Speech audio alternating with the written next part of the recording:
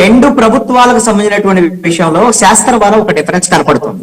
ఇది ప్రజలు గమనిస్తున్నారు. ఏంటి అని అంటే, మీరు గమనించండి, ఈ డిబేట్ లో ఒక ఆనంద్ సాగర్ గారు ఒక ప్రస్తావన చేశారు. ఎస్, జగన్మోహన్ రెడ్డి వస్తానంటే ఒంగోలు నుంచి కాదు, గోదావరి జిల్లాలు కాదు, ఎక్కడి నుంచి అయినా సరే మేము ఆహ్వానిస్తున్నామని ప్రభుత్వం తరఫున మాట్లాడారు. అంటే ఒక ప్రతిపక్ష నాయకుడు ఒక పాదయాత్ర చేస్తానన్న ఏదైనా వ్యవహారాన్ని ప్రభుత్వం గాని పోలీసులు గాని ఎస్ మేము ఇన్వైట్ చేస్తున్నాం రండి అని పిలిచేటువంటి వాతావరణం ఈ రోజునైతే ఉంది కదా. అదే జగన్మోహన్ రెడ్డి వైసీపీ అధికారంలో ఉన్నప్పుడు వారాహి యాత్ర అంటే దాడిశెట్టి రాజా, అదే విధంగా గుడివాడ అమర్నాథ్ వీళ్ళు ఏం మాట్లాడారు? వారాహి తగలబెడతారని మాట్లాడారు.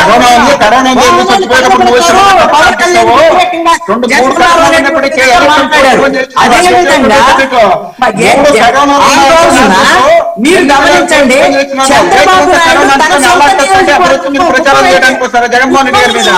వైఎస్ఆర్ కాంగ్రెస్ పార్టీ వాళ్ళు కుప్పం నియోజకవర్గంలో వైసీపీ వాళ్ళు పోటాపోటీ ర్యాలీలు చేసి చంద్రబాబు నాయుడు తన సొంత నియోజకవర్గంలో రాకుండా చేసినటువంటి వ్యవహారం ఆ రోజున జగన్మోహన్ రెడ్డి.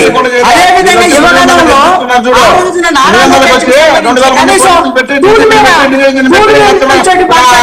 అవకాశం లేకుండా చేశారు. దీన్ని బట్టి మీరు అర్థం చేసుకోండి, 2019 ఎన్నికలకు ముందు ఆ రోజున పాదయాత్ర చేస్తారు అంటే జగన్మోహన్ రెడ్డి పాదయాత్రకి పూర్తి భద్రత కల్పించారు. ఆ రోజున కూడా 2019 ఎన్నికలకు ముందు, ఈ రోజు మాట్లాడటం కాదు, ఆ రోజున కూడా చంద్రబాబు నాయుడు ముఖ్యమంత్రి, ప్రతిపక్ష నాయకుడుగా జగన్మోహన్ రెడ్డి పాదయాత్ర చేస్తే ఒక్క ఇన్సిడెంట్ కూడా లేకుండా ఆ రోజు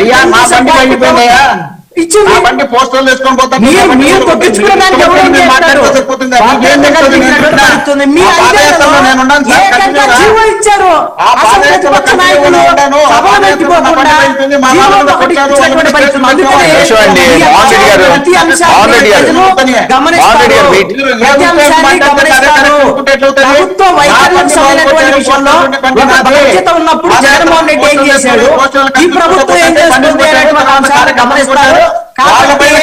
వైఎస్ఆర్ కాంగ్రెస్ పార్టీ ఎప్పటికైనా సరే తెలుసుకొని జగన్మోహన్ రెడ్డి ప్రజాస్వామ్యయుతంగా ఇప్పటికైనా వ్యవహరించడానికి ఒక ప్రయత్నం చేయాలి. అంతే తప్ప నేను వస్తే మంచిది కాదు, నేను వస్తే అందరినీ జైల్లో పెడతాను, పారిశ్రామికవేత్తలను జైల్లో పెడతాను, రౌడీ పడతాను జైల్లో పెడతాను అనేటువంటి విధంగా వ్యవహరిస్తే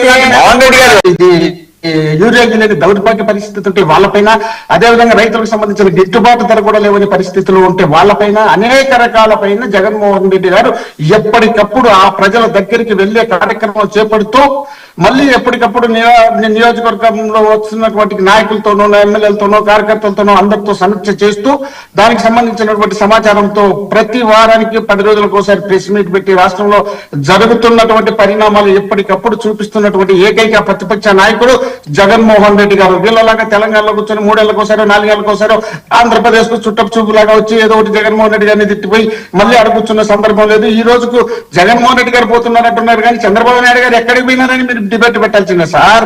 చంద్రబాబు నాయుడు గారు 3 రోజులు 4 రోజులు అయింది, ఇప్పుడు కనపడలేదు. లోకేష్ గారు కనపడడం లేదు. పవన్ కళ్యాణ్ గారు అక్కడేదో పాపం ఆయన వాళ్ళిద్దరు మాట్లాడుకుని ఎక్కడ సీఎం అవుతాడో లోకేష్, ఆయన సీఎం అయితే నా పరిస్థితి ఏంది, స్వామి ఆంజనేయ స్వామి నన్ను కాపాడని చెప్పి అక్కడ పోయి కొండగుట్ట ఆంజనేయ స్వామి దగ్గరికి విన్నారు. ఇక్కడ ఆంధ్రప్రదేశ్ లో చూస్తే తిరుపతి గోవిందరాజు స్వామి టెంపుల్ పైకి ఎక్కి మందు బట్టలు కావాలన్నా కానీ మరి అదే వీళ్ళ భక్తులు ఎవరు భక్తులో తెలియదు కానీ వాళ్ళు కోరుకుంటారు. మహిళ వచ్చే ఆర్టీసీ బస్సుకు అడ్డం కూర్చొని నాకు క్వార్టర్ బట్టలు కావాలి, నాకు క్వార్టర్ బట్టలు కావాలి. రాష్ట్రంలో ఎమ్మెల్యే కొడుకులే మళ్ళీ డ్రగ్స్ లో దొరికినారు. ఆదినారాయణ గారి కొడుకు, మీరు పరిపాలన బాగుంది, మీ పరిపాలన సూపర్ బాపర్ అంటే డిప్యూటీ సీఎం ప్రమాణాలు చేస్తున్నారంట, సీఎం చేయలేకున్నారంట. అందుకనే సీఎం ఇచ్చి బయటికి పోయినారు, డిప్యూటీ సీఎం గుళ్ళ చుట్టూ తిరుగుతున్నారు. అట్లాడుతున్నారా, మైక్ ఇచ్చినారు కదా, డిబేట్లు కూర్చోబెట్టారు కదా, సూపర్ అని మన ఇష్టం వచ్చినట్టు మనమే దరువు కొట్టుకుంటే సరిపోతుందని కొట్టుకుంటున్నారు. 1,50,000 కోట్ల రూపాయలు ఇప్పుడు వీళ్ళు చెప్పినటువంటి సూపర్ 6 లో యగనామాలు పెట్టినారు కాబట్టి జనం తండోపతండాలుగా జగన్మోహన్ రెడ్డి గారు ఎక్కడికి పోయినా స్వాగతం పలుకుతున్నారు. దాన్ని చూసి భరించలేకనే వీళ్ళు తర్జన భర్జన పడుతున్నారు. లోకేష్ ముఖ్యమంత్రి చేద్దామని చంద్రబాబు నాయుడు గారు అనుకుంటున్నారో లేదో తెలియదు. వాళ్ళ కుటుంబంలో వాళ్ళ డిమాండ్ వాళ్ళకుంటే అక్కడ ఆయన చేస్తే మళ్ళీ ఇక్కడ పవన్ కళ్యాణ్ గారు ఎక్కడ అలుగుతారో ఏం చేస్తారో అని చెప్పి ఏమనుకుంటున్నారు. పవన్ కళ్యాణ్ గారు ఏమనుకుంటున్నారంటే లోకేష్ గారు ముఖ్యమంత్రి కాకూడదని ఇండైరెక్ట్ గా 15 సంవత్సరాలు మీరే ముఖ్యమంత్రిగా ఉండాలి, మీ నాయకత్వమే మాకు కావాలి, మీ నాయకత్వమే మాకు శరణం అనే విధంగా పవన్ కళ్యాణ్ గారు అంటున్నారు. మరి ఈయన అట్లంటున్నారు, ఆయన అట్లంటున్నాడు, ఆయన నాకు సీఎం కావాలని ఆయన కోరుకుంటున్నాడు. వీళ్ళు తర్జన భర్జన పడుతూ రాష్ట్ర పరిస్థితిని పూర్తిగా గాలికి వదిలేసి టూర్లు పెట్టుకొని విమానాలు వేసుకొని 68 సార్లు దిగినారు తండ్రి కొడుకు విదేశాలకు. వీళ్ళు లక్షల కోట్లు, 40,000 కోట్లు, 40 లక్షల కోట్లు, 80 లక్షల కోట్లు ఆంధ్రప్రదేశ్ దిగింది నెంబర్ 1 స్థానంలో ఉంది అని మరింతగా మనం బజాయించుకుంటున్నాం. కానీ వాళ్ళు అంటున్నారు పెడతానంట అని. పెట్టలే, ఇంకా పెట్టినప్పుడు చూద్దాం. పెట్టే సంతోషమే. కాబట్టి వీళ్ళు ఇష్టం వచ్చినట్టు వీళ్ళు భజనలు చేసుకునే దానికి ఆంధ్రప్రదేశ్ లో భజన ఛానళ్లు పెట్టుకున్నారు, భజన పార్టీలు పెట్టుకున్నారు, భజన లీడర్లను పెట్టుకున్నారు. తెల్లవారితే పొద్దుగుకినాక భజనలు. ఎక్కడన్నా తప్పు జరిగిందని ఎవరన్నా మాట్లాడితే వాళ్ళపైన కేసులు పెట్టడానికి కొందరిని తయారు చేసుకున్నారు. ఎవరన్నా అన్యాయం జరిగిందనే దాని మీద ఎక్కడైనా ధర్నాలు చేసే వాళ్ళతో పాటు వాళ్ళ కుటుంబ సభ్యులను కేసులు పెట్టి లోపల పెట్టిస్తున్నారు.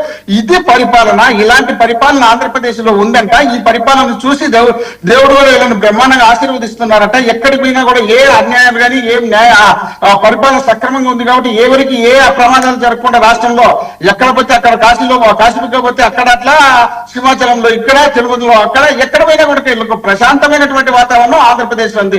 రాష్ట్రాన్ని సర్వనాశనం చేసి మధ్యమాంధ్రప్రదేశ్ గా, డ్రగ్స్ ఆంధ్రప్రదేశ్ గా చేసి సర్వనాశనం చేసి గగ్గోలు పెట్టే పరిస్థితిని రాష్ట్రంలో తీసుకొచ్చి ఈ రోజు గిట్టుబాటు ధర లేదు, ఒక జోబులో పైసా లెక్క లేదు.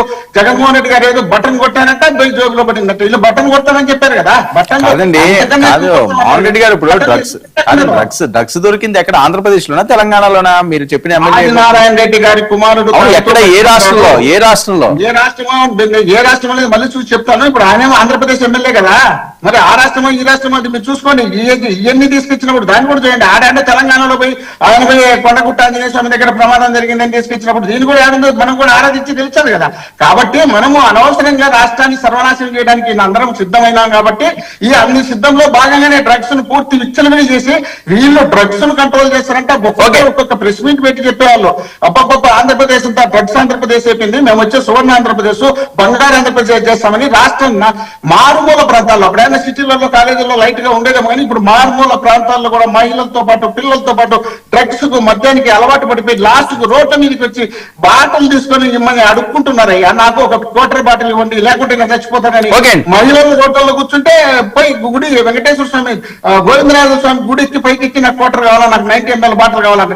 ఇంకా ఇంతకన్నా దిగజారి ప్రభుత్వం భారతదేశంలో ఉంది. కాబట్టి అక్కడ నుండి అమిత్ షా గారు లెటర్ రాసినారు, అయ్యా బాబు ఆంధ్రప్రదేశ్ అట్టడుగు స్థానంలో పోయింది, ఆంధ్రప్రదేశ్ పోలీసులు దేశంలోనే అంత వెనుకబడిపోయినారు, మీ పరిపాలన వల్ల దౌర్భాగ్యమైనటువంటి పరిపాలన నాశనం అవుతుంది. ఆ